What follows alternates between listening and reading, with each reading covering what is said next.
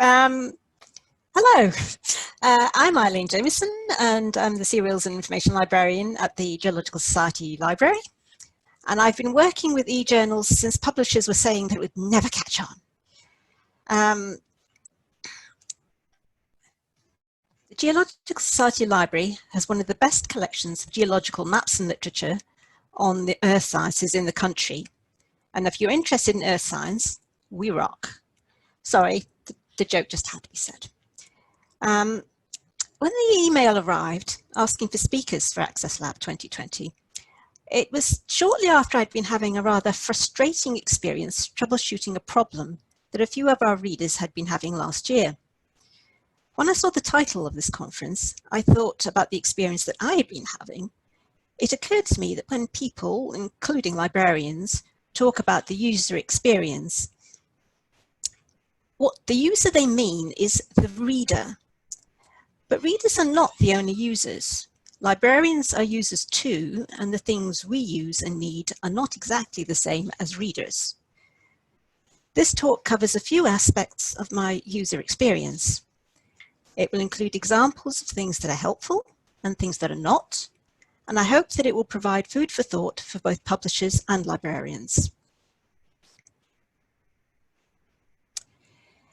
I made a short list of some of the things that I use most. Don't worry, I'm not going to talk about all of them. However, I am going to be a bit radical and not mention access or authentication very much, since many of the things that I use don't require logging in. However, I will start with logins.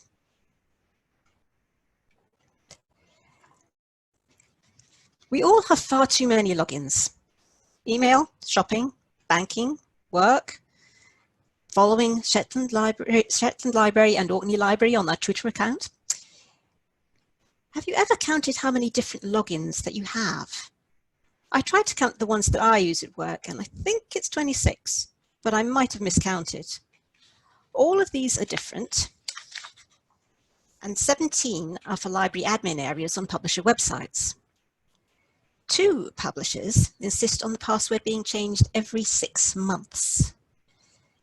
It's hard thinking of a combination of upper and lowercase, non-consecutive numbers and symbols, and as for remembering them, I use the forgotten password link a lot for those 2 publishers. My life would be much easier if I needed fewer logins. It would be lovely to have Athens access for library admin areas. This might not be practical or possible for every publisher platform at the moment, but I think it might be possible for some of them, and it would make our lives a little bit simpler.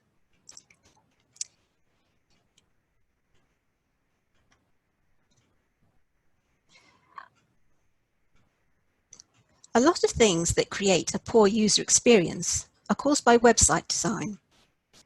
The most common problem that our readers have is not being able to access full-text papers, and I have to work out what has caused the problem. Sometimes this is caused by confusion over where to enter their logins. Sometimes, I've already said that. Fortunately, the login areas on publisher platforms have improved since I started. The best one I've seen so far is the previous couple of slides back. Don't you just love new laptops? Is this one here. This is the only slide the only publisher platform that I found that includes a link to the library admin area. The text could be a bit bigger though, it's rather smaller than that on the actual site itself.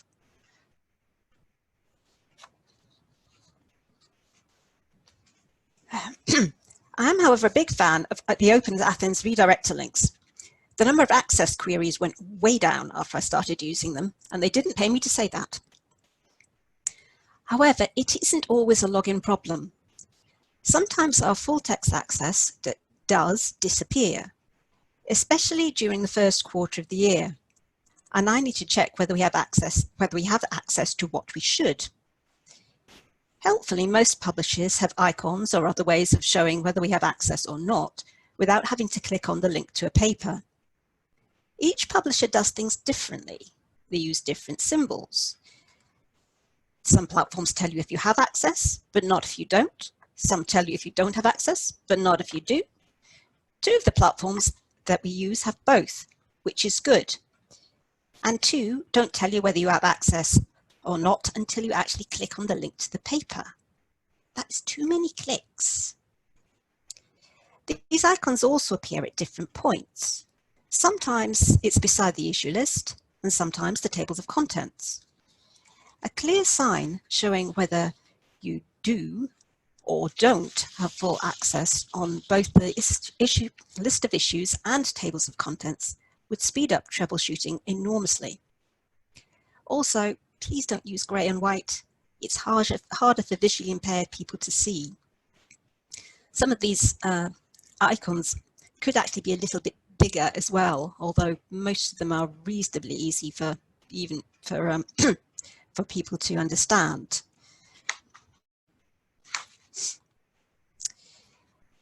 Moving away from access issues, it's surprising how difficult it can be to find prices. I sometimes need to get the price of a particular item or get estimated subs for the following year. The example at the top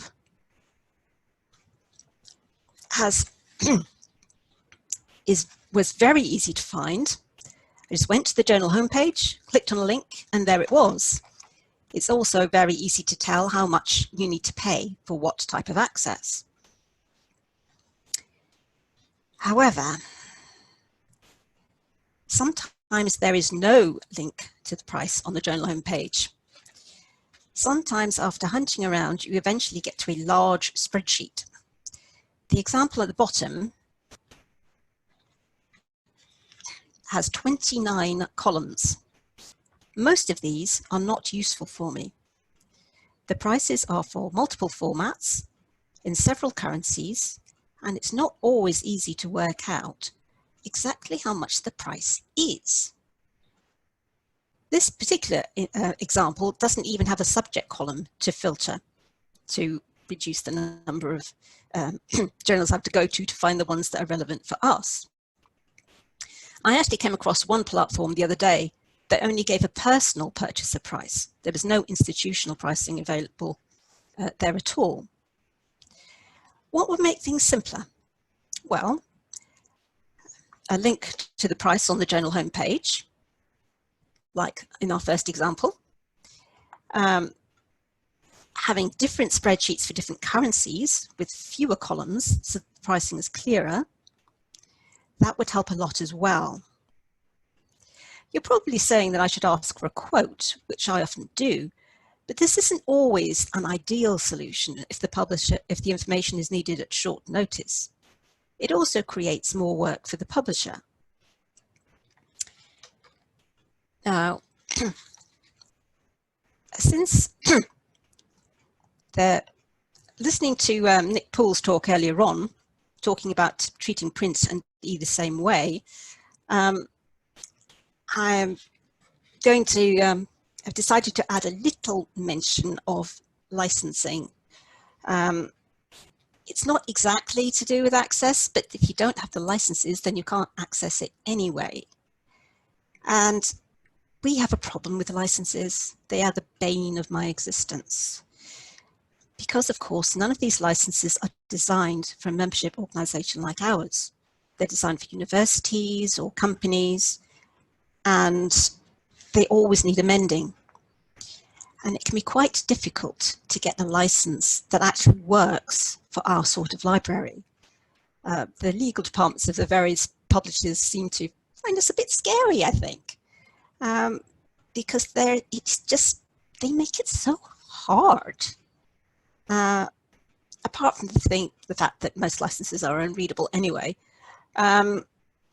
it's very difficult to get them to agree to things that we need. Print is so much simpler, and you think, why is it like that? It shouldn't really be so hard. Why can't you just use an online resource the same way that you'd use a print resource? And if we have a license to do photocopies from a journal, why can't we actually use printouts instead of photocopying the print journal. It's the same thing. There are also some publishers that simply won't allow anything other than IP access. And, well, on-site access is virtually useless for us because most of our users aren't in London. Of course, at the moment, nobody can actually come into the library, so IP access is really useless. But yes, I think that's my few brief thoughts at the moment. I'm sure there are other librarians who would love to add more thoughts to that. So, do you have any questions? Hello? Hi, Eileen. I don't think there's any questions coming in at the moment. Oh, yeah. That's fine. Yeah, we've got one. So, Sylvia says, hi, Eileen. Great presentation. Would you be able to tell us which platform you find the easiest? If I remember correctly, you said there were two platforms that clearly show which articles are available for you and which are not. Yes. Now you're asking, because I was deliberately anonymizing everything, actually remembering which ones were the saints. I can remember which ones the sinners are, but I'm not going to say who they are. Actually, Elsevier do science directors both. And what was the other one? I have to go back to my icons and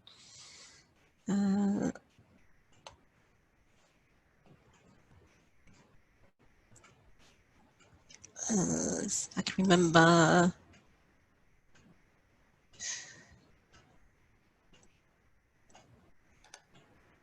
Right.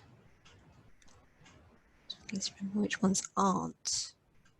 Yeah, I can't immediately remember what the other one is, I'm afraid. But yes, the science directors one.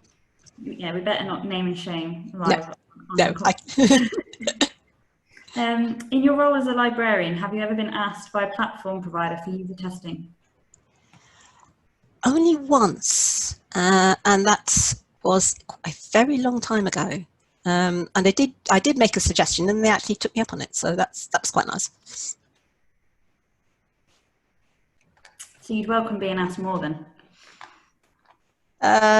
Yeah, no objections if it'll make things easier for me and indeed other people. Yeah.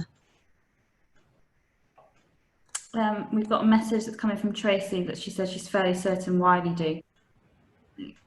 Well, we do have Wiley journals, so it might be them that's the other one.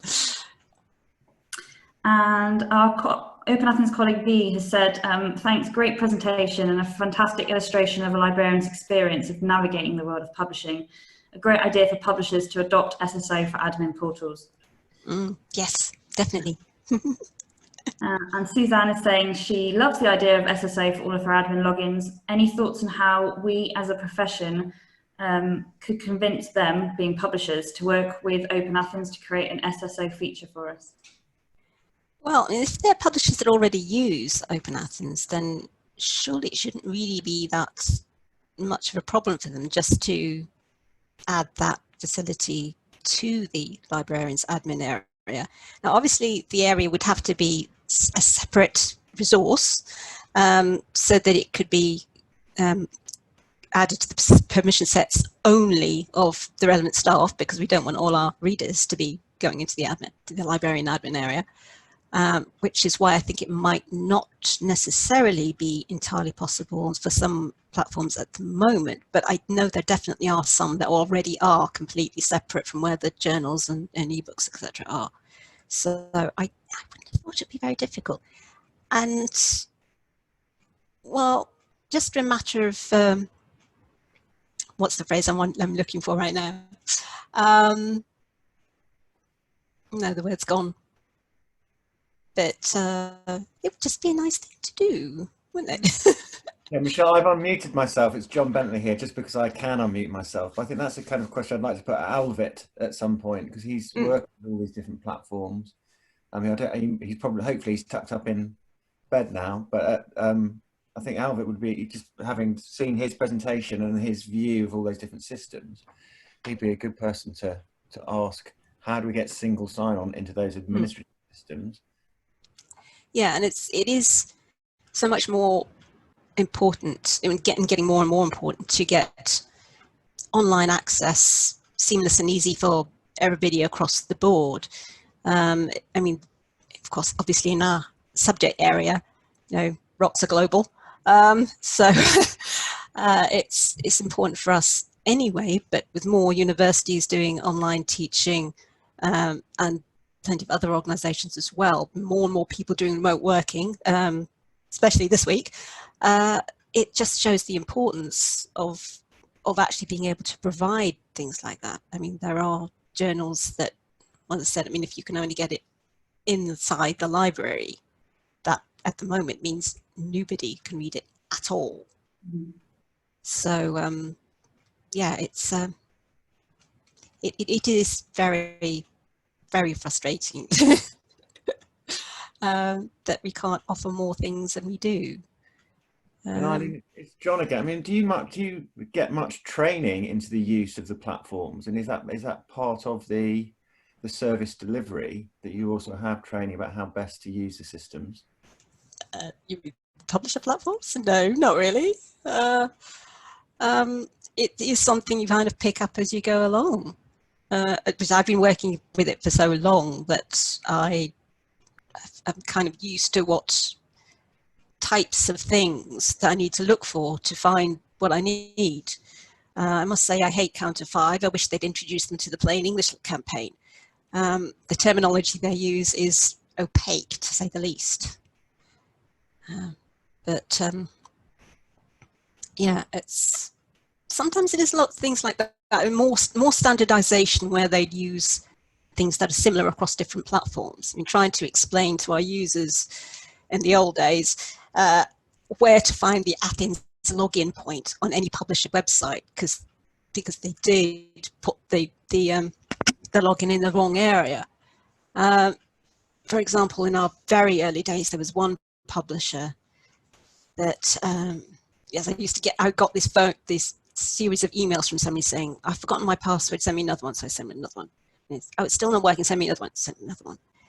And eventually what I found out what was happening was that he was clicking on the login link on the publisher website. The little drop-down box came down. There was a username box, a password box, and underneath it, in small print, it said Athens login. And of course, that's what people saw. Username, password, Athens login. So they put their Athens login in there. So yeah.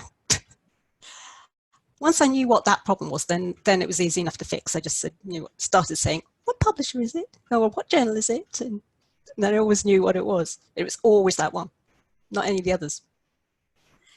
So many thanks for your presentation. Unfortunately, we're running out of time. I think this is a topic we could probably talk about for quite a while, and there is more questions coming in. So if I'll collate them and perhaps work with you on a blog or something. Yes. I mean, there's a lot more to be said on the subject. It's difficult to actually think of how to put it in 10 minutes. Yes. You did very well. Thank you so much for joining us and for online on the webinar. Brilliant.